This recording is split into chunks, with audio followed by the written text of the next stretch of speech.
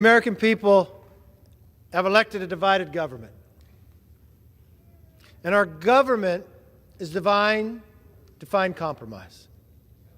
That's why the House, the Senate, and the White House should be negotiating a responsible debt limit increase right now. You know, if you gave your child a credit card and they kept maxing it out to the limit, you wouldn't blindly just raise the limit. You'd change their behavior. That exact same thing is true with our national debt. We need to lower inflation, reduce our dependence on China, and lift Americans out of poverty. America has a $31 trillion debt, and Washington is on the clock. But what are Democrats doing?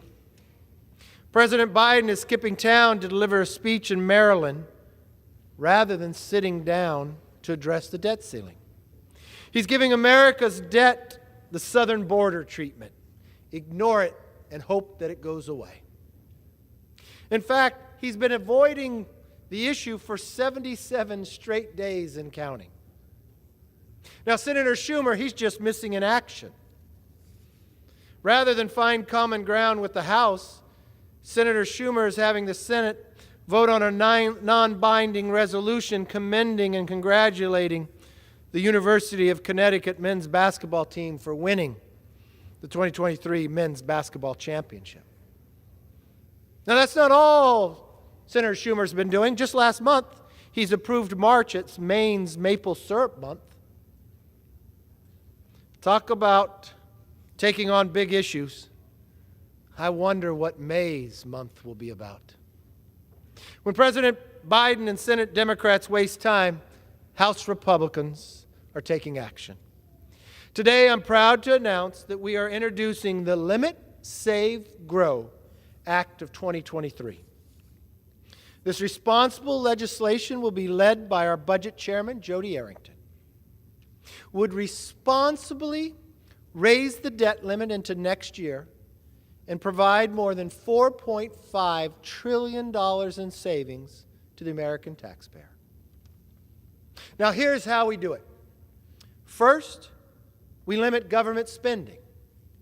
Our plan would return discretionary spending to pre-inflationary fiscal year 2022 levels, and then limit the growth of spending to 1% per year. Now, these are the same levels we had just 4 months ago. I didn't hear, Mr. Speaker, a single Democrat complain about that level of spending. These spending limits are not draconian, they're responsible. Federal spending exploded in the past 2 years when Democrats controlled all, and that doesn't include the trillions of COVID-era spending. But limited government spending will reduce inflation and restore fiscal discipline in Washington. If Washington wants to spend more, it will have to come together, find savings elsewhere, just like every single household in America. Now, second, we're going to save taxpayers money. Mr. Speaker, the pandemic is over. House Republicans have already passed a bill to officially end the pandemic. And President Biden signed it into law just last week. Our bill would actually claw back billions of dollars of unspent COVID money that has sat for the last 2 years. The American people are tired of politicians who use COVID as an excuse for more extreme inflationary spending. Now, if this money was authorized to fight the pandemic, but was not spent during the pandemic, it should not be spent after the pandemic is over. Our proposals also repeal Biden's army of 87,000 IRS agents. Now, that will save taxpayers $70 billion, and it's going to protect the families and the small businesses from weaponizing the IRS. It will end the green giveaways for companies that distort the market and waste taxpayers' money? Now, Goldman Sachs just did an analysis, and they say the savings from ending these green giveaways are as much as $1.2 trillion. And we would prohibit President Biden's student loan giveaway for the wealthy. That will protect the 87% of adults without student loans for paying the loans of the 13% who do. And finally, we will grow the economy, millions of Americans out of poverty. Right now, there are more job openings than people looking for work, in part because the Biden administration has weakened some of the very work requirements that then Senator Joe Biden previously supported. Our plan ensures adults without dependents earn a paycheck and learn new skills. By restoring these common sense measures, we can help more Americans earn a paycheck, learn new skills, reduce childhood poverty, and rebuild the workforce. It will also protect and preserve Medicare and Social Security because more people will be paying into it. And we will prevent President Biden's executive overreach to spend money outside the normal process, which President Biden has abused to the tune of $1.5 trillion in unilateral executive actions.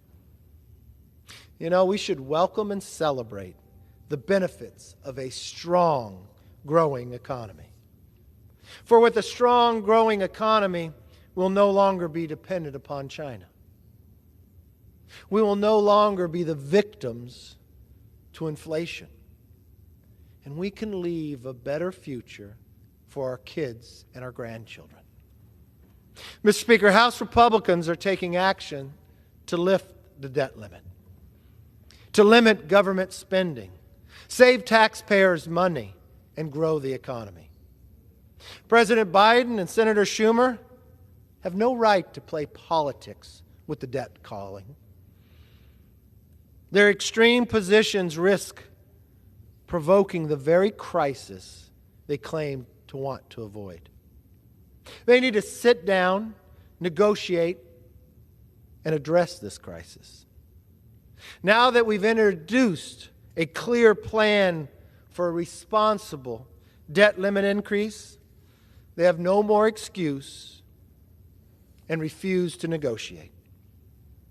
I think the Senate can honor maple syrup and basketball teams and negotiate on a debt ceiling at the same time.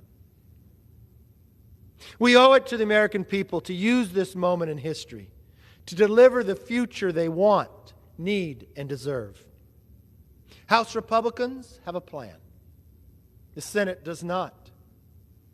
And the President is ignoring the debt crisis. President Biden has a choice. Come to the table and stop playing partisan political games.